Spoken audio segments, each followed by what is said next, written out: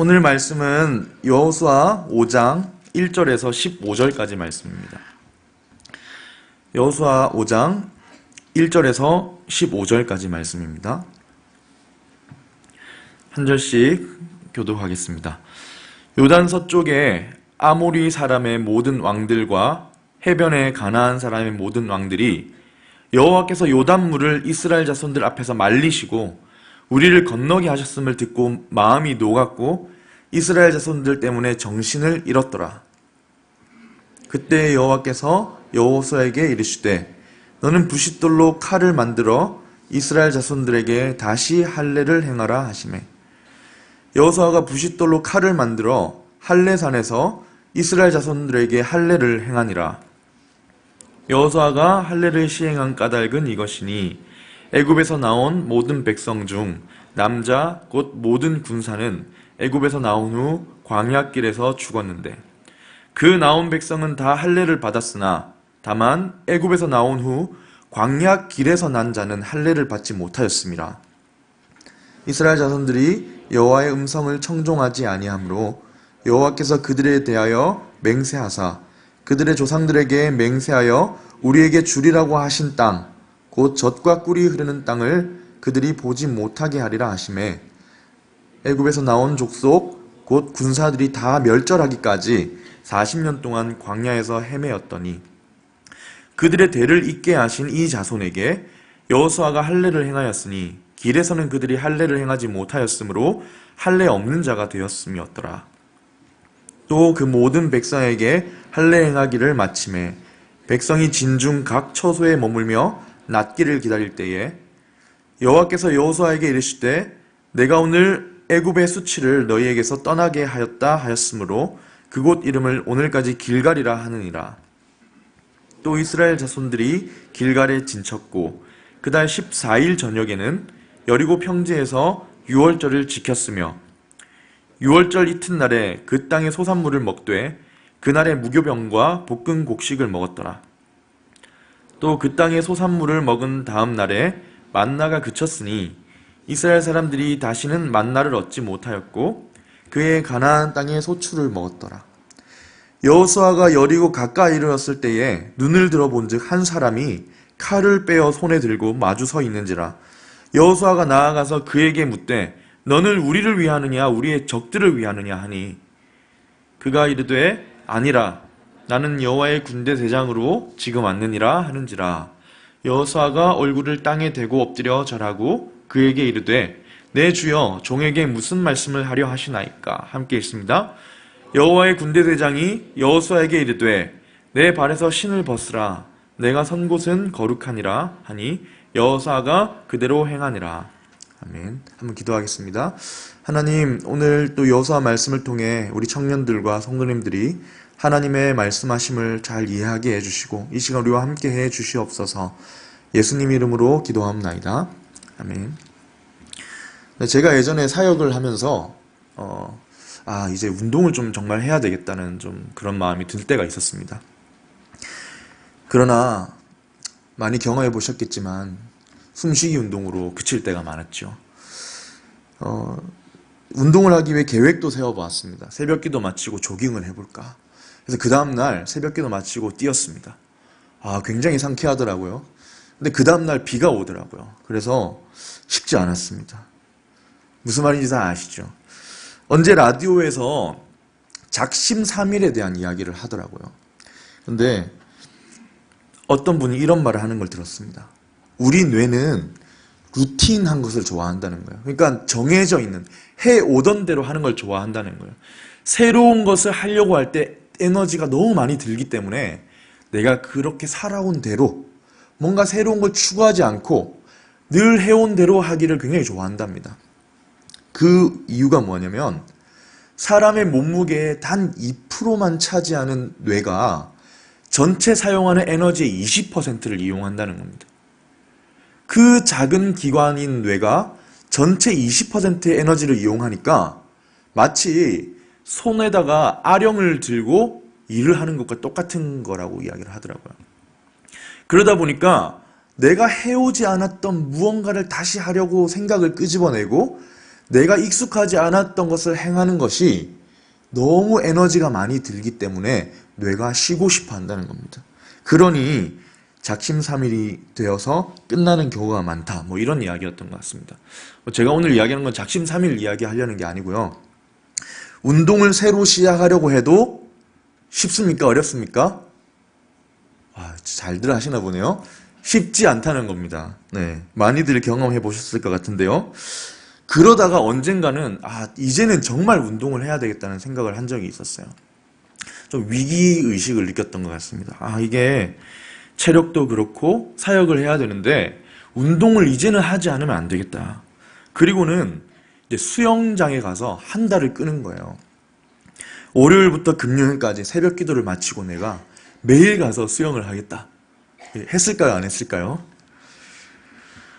네, 정말 운동을 하지 않으면 안 된다는 위기감 때문인지 정말 이번에는 끝까지 한번, 다른 건 못하더라도 나와 약속한 이 운동만큼 내 이번에는 한번 해보자.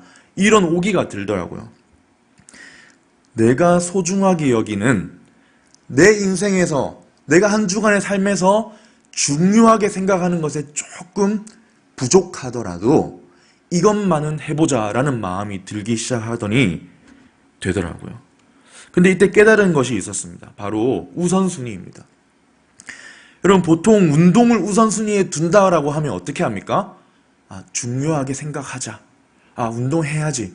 이거는 우선순위에 드는 게 아닙니다. 조금 더 중요하다는 정도에 그치게 되면요, 결국 안 해요. 근데 제가 그냥 경험한 결과, 예를 들어서 운동을 내가 우선순위에 둔다는 것은 내가 하루에 가장 중요하게 생각하고 있는 제일 위에 있는 우선순위 거를 내려야만 운동이 우선순위가 될 수 있다. 이렇게 제가 느꼈습니다.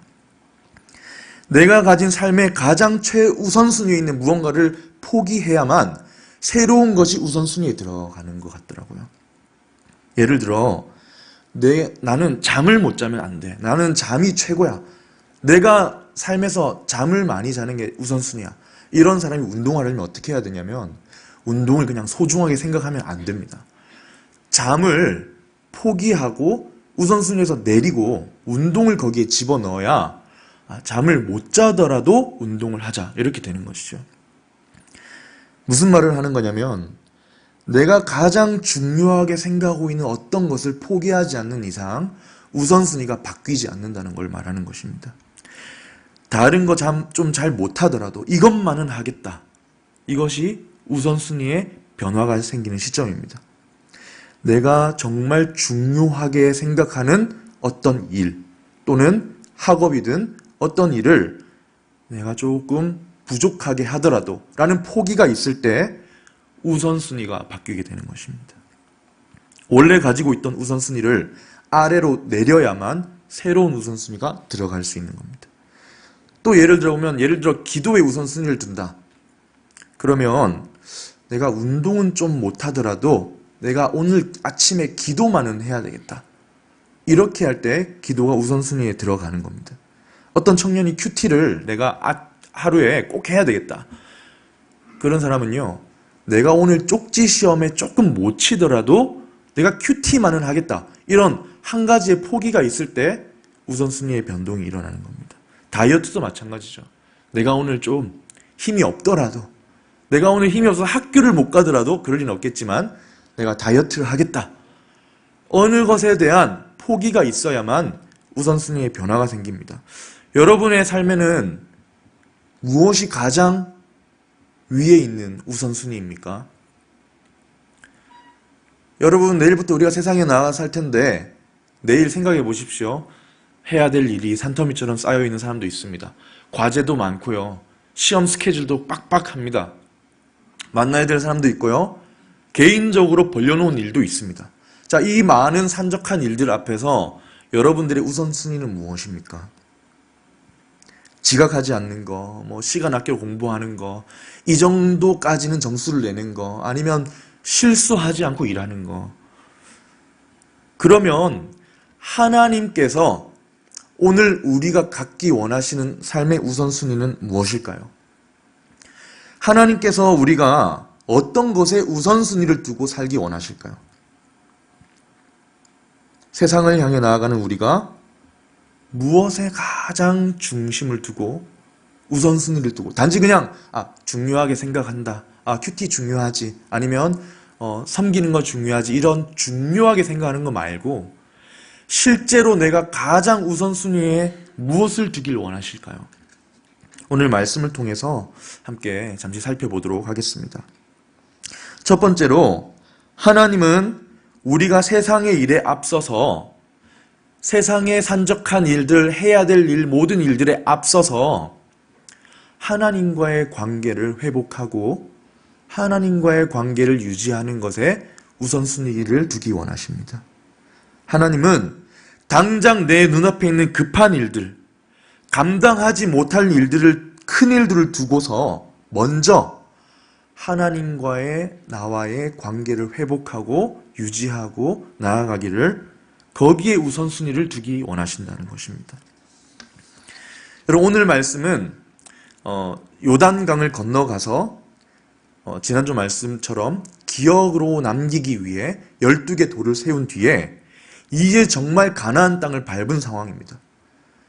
그 애굽에서 탈출하면서 약속의 땅, 가나안 땅 하면서 왔는데 40년 동안 방황을 하고는 이제 드디어 가나안 땅에 들어온 상황입니다. 그런데 이상한 일이 생긴 거예요. 들어왔는데 우리가 왔으면 적군이 보초라도 설만한데 아무도 안 나오는 겁니다. 어떤 전쟁의 기미나 위협도 안 보이는 거예요. 그 이유에 대해서 오늘 본문 1절이 소개합니다. 오늘 1절을 다시 한번 읽어볼게요.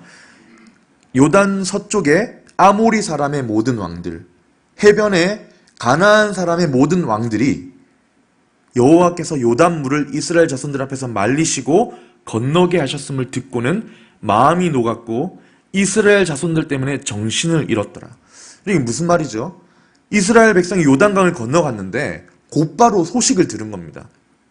가나안의 모든 왕들이 두려움을 집어먹고 지금 혼비백산했다는 겁니다. 왜냐하면 이스라엘의 신이신 여호와 하나님께서 이스라엘 백성들이 모두 다 건널 때까지 요단이 흐르지 못하도록 막고 계셨다는 것을 보고 들었던 거예요.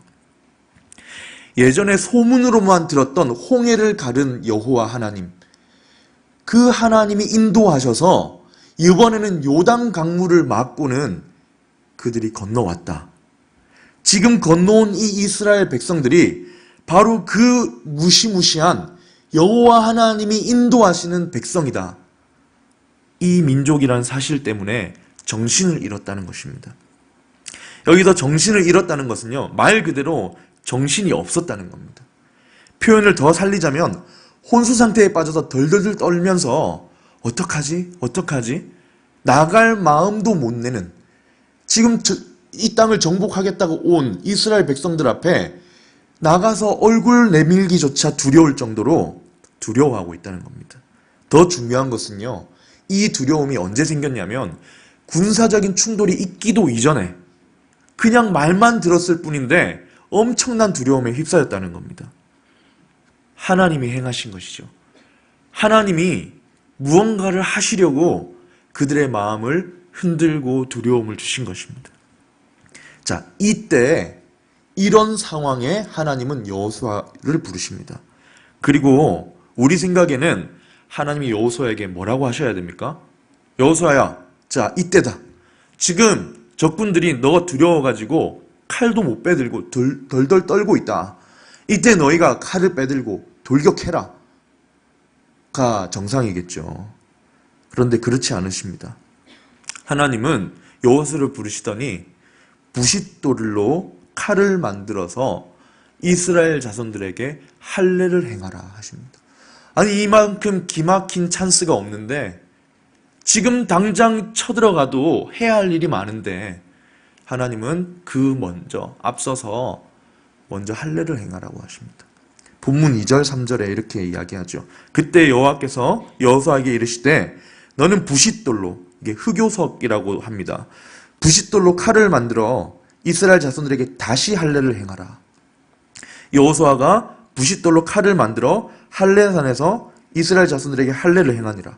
자, 2절을 한번 보시면 그때에라고 시작합니다. 그때에. 어느 때입니까?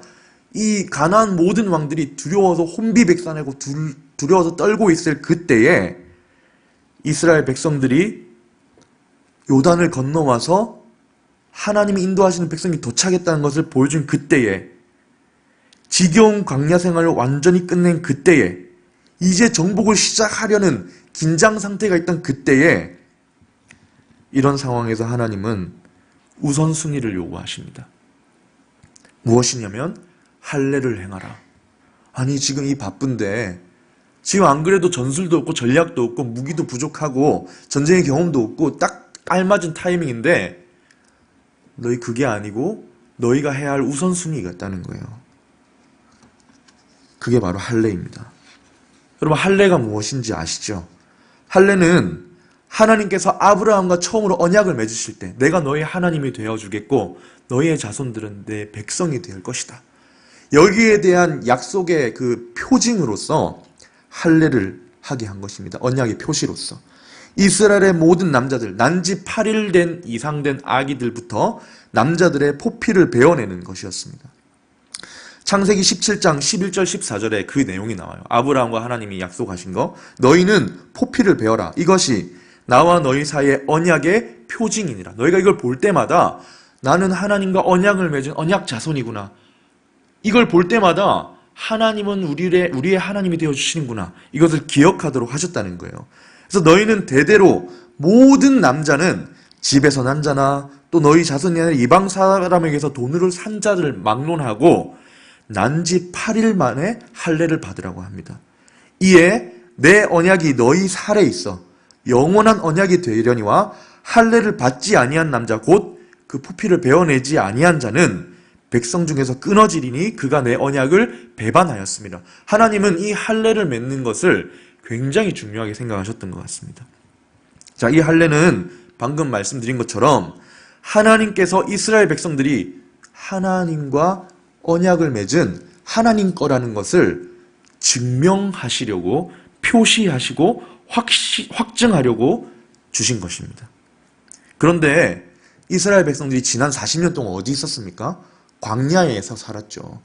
40년 동안 할례를 한 사람이 아무도 없었던 것입니다. 그런데 왜 하나님은 이 시점에서 할례를 하라 하셨을까요? 아까 읽었던 본문 2절을 한번 혹시 띄워주시면 2절을 한번 보겠습니다. 할례를 행하라고 하는데 다시 할례를 행하라고 하십니다. 왜 다시일까요? 아직 받은 적이 없는데요. 그 이유에 대해서 4절에서 7절부터 나오는데요. 4절에서 7절에 보면 할례를 왜 지금 그리고 다시 받으라고 하는지 이유가 나옵니다. 먼저 4절과 5절을 한번 읽어보겠습니다. 여호수아가 할례를 시행한 이유는 까닭은 이것이니 애굽에서 나온 모든 백성 중에 남자 곧 모든 군사는 애굽에서 나온 후에 광야길에서 죽었다. 그 나온 백성은 다 할례를 받아서 나왔지만 다만 애굽에서 나온 후 광야 길 40년 동안 난 자는 할례를 받지 못하였습니다. 여러분, 출애굽에서 나온 1세대들, 그러니까 애굽에서 노예 생활 하던 중에 나온 첫 세대들은 할례를 받고 나왔습니다. 그런데 이후에 광야에서 태어난 남자들은 할례를 받지 않은 상태였죠. 당시 할례를 행한 시점은 지금 여호수아 5장 시점은 출애굽 이후 40년이 지난 시점이기 때문에 40세 이하의 남자들은 아무도 할례를 받지 않았던 것입니다. 그런데 그들이 광야에 있었다는 것 때문만이 그 할례 받지 못한 이유는 아니었습니다. 6절, 7절에 더 중요한 이야기가 나옵니다. 자, 6절, 7절을 잘 보셔야 되거든요. 그래서 같이 한번 천천히 읽어보겠습니다. 이스라엘 자손들이 여호와의 음성을 청종하지 아니하므로 여호와께서 그들에게 대하여 맹세하사 그들의 조상들에게 맹세하여 우리에게 주리라고 하신 땅 곧 젖과 꿀이 흐르는 땅을 그들이 보지 못하게 하리라 하시매 애굽에서 나온 족속 곧 군사들이 다 멸절하기까지 40년 동안을 광야에서 헤매었더니 이게 출애굽 첫 세대들의 이야기입니다. 그 다음 보면 7절입니다. 그들의 대를 잇게 하신 이 자손에게는 여호수아가 할례를 행하였으니 길에서는 그들에게 할례를 행하지 못하였으므로 할례 없는 자가 되었음이었더라. 여기 무슨 말이냐면요, 이 첫 세대들이 하나님이 약속의 땅으로 인도하여 가셨습니다. 그래서 이제 약속의 땅을 보여주시고 너희가 들어가서 차지할 수 있도록 열어주셨어요. 근데 12정탐꾼을 보냈었습니다.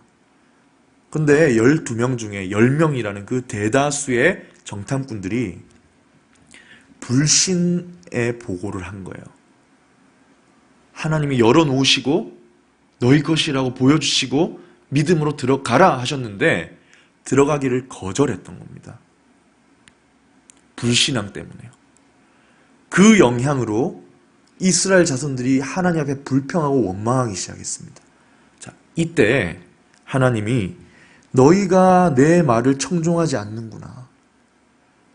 너희가 광야 40년 동안 다 죽고 너희 중에는 이 땅에 들어갈 자가 없을 것이다. 이렇게 하신 거예요. 자, 그러면서 40년 동안 그 당시 20세 이상 되는 남자들은 다 죽습니다. 20세 이상 되었던 불신앙을 가졌던 표현했던 사람들은 광야 40년 동안 다 죽었습니다. 자, 그러면 그 이후에 태어난 사람들은 할례를 왜 못 받았냐면 하나님과의 이스라엘 백성들과의 이 관계가 아직 회복이 안 됐던 거예요. 하나님은 40년 동안 아무에게도 할례를 주지 못하게 하셨던 겁니다. 왜냐하면 그 출애굽 첫 세대들이 할례를 받고 갔지만 불신앙으로 인해서 하나님과의 언약 관계에 문제가 생겼었기 때문입니다. 그래서 하나님은 기다리셨던 거예요. 40년이 기다리시고 다 정리가 된 뒤에 그 첫 세대들이 다 사라진 뒤에 새로운 세대를 들어 일으키셔서 교체하신 겁니다. 그러면서 이 첫 세대, 반역했던 첫 세대는 끝나고 새로운 세대에게 할례를 행하게 하심으로 하나님과 좋지 않았던 관계를 회복하는 일을 먼저 하시는 겁니다. 다시 언약 백성으로서의 관계를 정리할 시간을 모든 일에 앞서 먼저 가지도록 하신 것입니다. 여러분, 지금 어떤 상황이냐면 본격적으로 지금 적진에 침투한 상황이에요. 언제 어디서 누가 나타날지 모르는 상황입니다. 이 시점에 할례를 행한다. 여러분, 할례를 받으면 적어도 3, 4일은 꼼짝을 못하죠. 이 상태에서 남자 전체가 할례를 받았는데 다 움직이지도 못한 상황에 적군이 들어오면 몰살입니다. 이런 위협 앞에서 지금 할례를 받는다는 건 엄청난 모험이고 동시에 적군에 대한 기만이 될 수 있습니다. 그러나 하나님께서는 이스라엘이 무엇보다도 어떤 시급한 과제들보다도 먼저 하나님과의 관계를 회복하기를, 거기에 우선순위를 두기를 원하시는 겁니다. 하나님과의 무너졌던 관계를 회복하고 그 관계를 다시 세우고 다시 유지하고 다시 정리하는 일을 먼저 하기 원하셨던 것입니다. 그래서 여호사를 부르자마자 너는 쳐들어가라가 아니라 할례를 행하라고 명령하셨고 여호사는 순종했던 것입니다. 이게 왜 가능했다고 했죠? 하나님이 다 예비해 놓으셨던 겁니다. 왕들의 마음을 두려움으로 휩싸이게 하셔서 할례 받은 동안 아무도 쳐들어오지 못하도록 하나님이 다 예비해 두셨던 것입니다. 이처럼 하나님은 가장 중요해 보이고 가장 시급해 보이는 사명, 어떤 일을 행하는 것보다 먼저 하나님과 우리의 관계의 문제, 하나님과의 우리의 관계의 회복, 우리의 관계의 유지와 발전을 그 모든 일보다 우선순위에 두기를 원하시는 모습을 우리가 보고 있습니다. 여러분, 혹시 너무 바쁘십니까? 혹시 너무 분주하게 살아가십니까? 내가 사는 건지 스케줄이 나를 사는 건지 모르고 계시는 정도로 바쁘십니까? 여러분, 근데 안타깝게도 우리의 삶은 늘 바쁩니다. 그러다 보면 하나님과의 관계를 회복하고 먼저 하나님과의 관계를 생각하지 못한 채 떠내려가는 경우가, 소홀히 하게 되는 경우가 얼마나 많은지 모릅니다. 더 큰 문제는요, 그렇게 살다 보면 기쁨이 없습니다. 뭔가 일을 해서 성취감이 있을지 모르지만 늘 마음에 갈급함이 생기고요, 공허함이 생기고 기쁨이 없습니다. 뭔가 떠밀려가는 느낌이 듭니다. 그런데 하나님은 여기서도 말씀하십니다. 여전히 말씀하십니다. 너 눈앞에 당면한 수많은 세상 일들 앞에서 그때도 먼저 내 앞에 나와라. 먼저 하나님께 시선을 두고 하나님과의 관계를 세우고 회복하는 일에 우선순위를 두라는 겁니다. 왜죠? 우리의 인생을 주관하시는 분이 하나님이시기 때문입니다. 우리가 싸우고 우리가 성취하고 우리가 결과를 내고 우리 인생에 우리가 주인이 되는 것이 아니라 우리의 주인 되신 하나님께서 우리를 위해 일하시기 때문입니다. 할례를 받고 나서는 배어난 상처가 아물도록 최소한 3일이 지나야 했습니다. 당시 이스라엘은 아주 불안한, 언제 공격당할지 모르는 낯선 땅에 있습니다. 그런데 여호수아는 고민하지 않습니다. 왜냐하면 하나님의 보호하심에 대한 신뢰가 있었기 때문인 것 같습니다. 하나님이 하라 하실 때는 분명 그에 대한 책임을 지시고 인도하시고 준비하시기 때문에 여호수아는 믿음으로 행했던 것 같습니다. 하나님의 명령에 순종하는 것을 가장 중요한 일로 여기는 신앙이 여호수아에게는 있었던 것이죠. 앞에 모든 일을 주관하시고 인도하실 하나님 아버지께서 요단강 건널 때부터 계속 함께 하심을 믿고 있었기 때문에 가능했다고 생각합니다. 이렇게 하나님과의 관계가 회복되자 9절에 보면 이스라엘 백성들에게 꼬리표처럼 달려있던 애굽의 수치가 떠나갔다라고 합니다. 9절에 여호와께서 여호수아에게 이르시되 내가 오늘 애굽의 수치를 너에게 떠나가게 하였다 하셨으므로 그곳 이름을 오늘까지 길갈이라 하셨다. 길갈이라 이름의 뜻은 굴러가다라는 뜻이 있습니다. 애굽의 수치가 굴러 떠나갔다는 겁니다. 무슨 말이냐면 애굽은 지금까지 소식을 들었을 거예요. 야, 너희 이스라엘들은 그렇게 약속의 땅이니 무시니 하면서 나갔더니 여전히 40년이 지났는데 아직까지 그 광야에서 그렇게 방랑하고 있냐? 비웃었던 거예요. 그 40년을 아직까지 방황하고 있냐? 언제는 젖과 꿀이 흐르는 무슨 땅으로 간다고 그러더니만 아직까지 헤매고 있대. 이게 비웃음거리가 되었던 것입니다. 그러나 드디어 하나님과의 관계를 회복하고 이 수치를 그칠 날이 온 것입니다. 아픔과 수모와 수치와 부끄러움이 하나님과의 관계가 회복되자 다 정리가 되었다는 것입니다.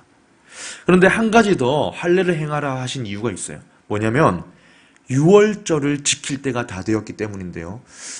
출애굽기 14장에 보면 12장 48절에 보면 유월절을 지키려면 모든 남자는 할례를 받아야만 지킬 수 있다는 법이 있습니다. 율법이 있습니다. 여호수아는 앞으로 있을 유월절에 하나님께 예배하는 것을 그 말씀에 순종하기 위해서 할례를 행했던 것이지요. 기억하실지 모르겠지만 지난주 4장 말씀에서 요단강을 건넜을 때가 첫째 달 10일이었다고 합니다. 6월절은 14일이거든요. 그러니까 할례를 행하고 움직일 수 있을 정도가 되었을 때 6월절을 지키게 되는 그런 순서가 되는 것입니다. 정확히 명령하신 그 날짜에 순종하여 지키는 것을 잊지 않았던 것이죠. 6월절은 큰 감동이었을 겁니다. 할례를 행한 지 얼마 되지 않아서 아직 고통이 있었을 것인데도 불구하고 약속의 땅에 들어와 처음 드린 6월절 예배, 그것도 날짜를 정확하게 지켜서 하나님 말씀에 순종함으로 드린 예배. 6월절을 지킨 다음 날, 그러니까 15일째 되는 날, 그날 어떤 일이 생기냐면 만나가 더 이상 하늘에서 내리지 않고 그 땅에서 나는 소출을 먹었다라고 합니다. 11절 12절을 한번 보겠습니다. 6월절 이튿날에 그 땅의 소산물을 먹되 그날에 무교병과 볶은 곡식을 먹었더라. 또 그 땅의 소산물을 먹은 다음 날에 만나가 그쳤으니 이스라엘 사람들이 다시는 만나를 얻지 못하였고 그 해에 가나안 땅의 소출을 먹었더라. 여러분, 더 이상 만나가 내리지 않았답니다. 40년 광야 생활이 끝난 것이죠. 그동안은 만나가 절대적으로 필요한 상황이었지만, 그러면 이제는 만나가 끝났으니 공식적인 하나님의 은혜 공급하심이 끝난 것입니까? 아닙니다. 하나님은 뭘 보여주시냐면 너희의 광야 생활이 끝났고 새로운 삶이 펼쳐졌는데 하나님이 은혜 주시는 방식도 이제 바뀐다는 것을 보여주시는 겁니다.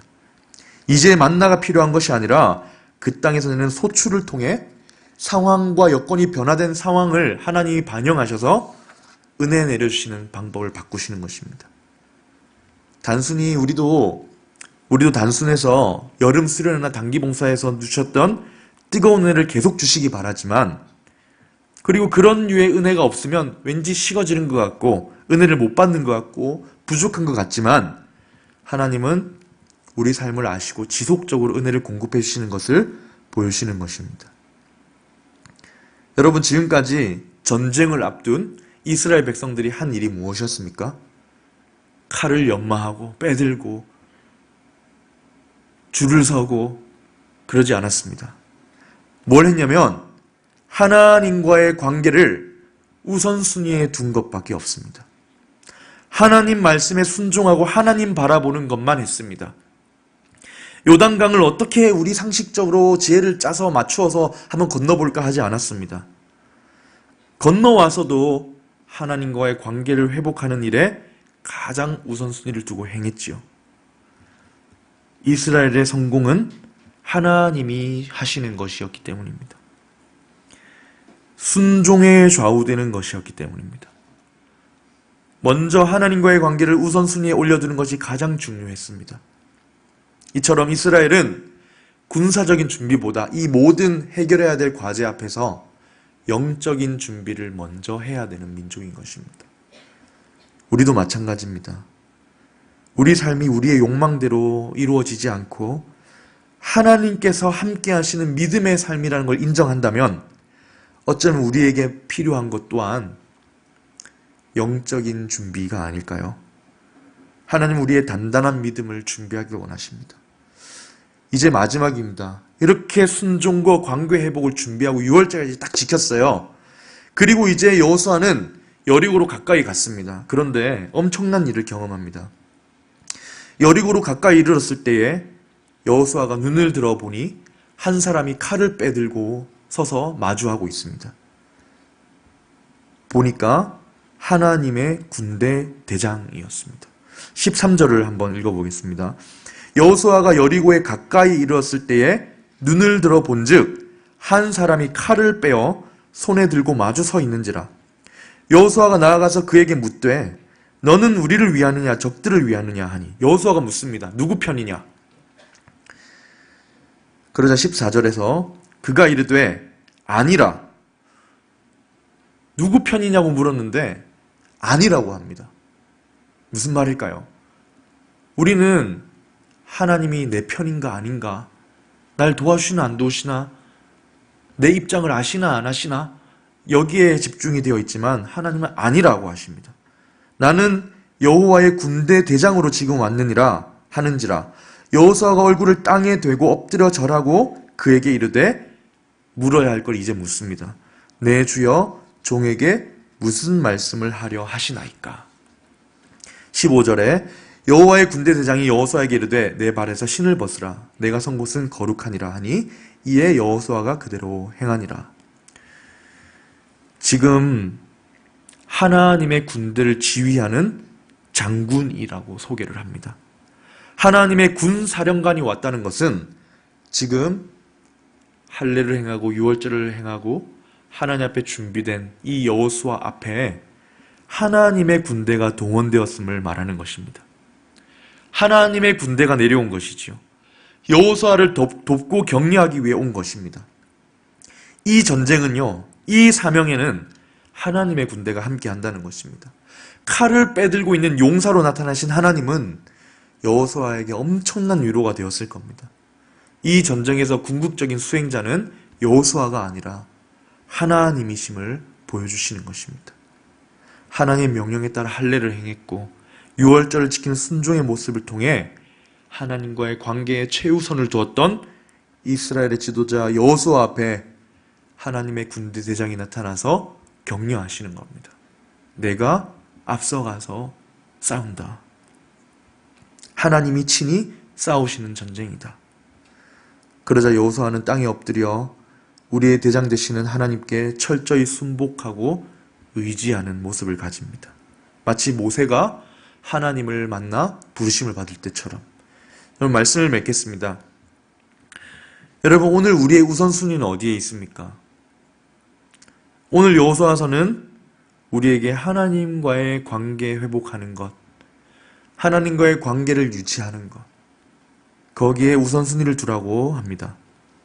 세상의 일이 바쁘고 분주하고 급한 일들이 산더미처럼 쌓여있다 해도 먼저 하나님과의 관계를 위해 말씀에 순종하는 일에 우선순위를 두라고 합니다. 그것은 동시에 지금 나에게 가장 급하고 중요하게 여겨지는 그것을 우선순위에서 잠깐 내려놓으라는 것입니다. 그것을 내려놓아야만 하나님이 내 삶의 최우선순위가 될 수 있기 때문입니다. 그럴 때에 여호수아가 대장, 하나님의 군대 대장을 만난 것처럼 하나님께서 우리의 길을 인도하시고 격려하시고 싸우시는 모습을 보게 될 것입니다. 우리가 해야 할 일은 먼저 순종하고 사랑을 하나님께 드리며 내일의 일을 준비하는 것입니다. 우리 이 시간 함께 찬양할 텐데요. 온 맘 다해라는 찬양 잘 아시죠? 주님과 함께하는 이 고요한 시간, 주님의 보좌 앞에 내 마음을 쏟네. 모든 것 아시는 주님께 감출 것 없네. 내 마음과 정성을 다해 주 바라봅니다.